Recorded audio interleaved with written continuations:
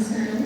పిల్లలు మీ ఆశీస్సులు కూడా అందరూ కూడా పిల్లలందరూ కూడా మనకు పుస్తక జ్ఞానం, పుస్తకం చదవడం అనేది ఎంత అవసరం. మనం ఇప్పుడంతా కూడా సెల్ ఫోన్ ఇవన్నీ చూస్తున్నాం.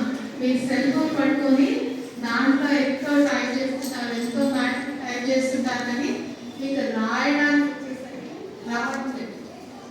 అట్లా ఇంకేం నష్టపోతున్నారు మీరు? జ్ఞాపక శక్తి కూడా నష్టపోతున్నారు. జ్ఞాపకంగా ఉండలేదు, ఏది కూడా గుర్తుండట్లేదు.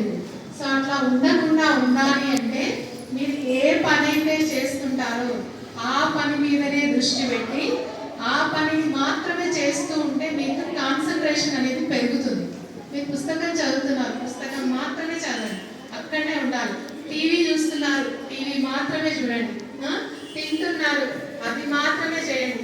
అలా మీరు ఏ పని చేసినా కూడా ఆ పని మీద మాత్రమే శ్రద్ధ పెడుతూ మీరు కనుక పని చేస్తూ ఉంటే మీ కాన్సన్ట్రేషన్, మెమరీ పవర్ అనేది ఇంప్రూవ్ అవుతుంది. సో పుస్తకం చదవడం ద్వారా చాలా విషయాలు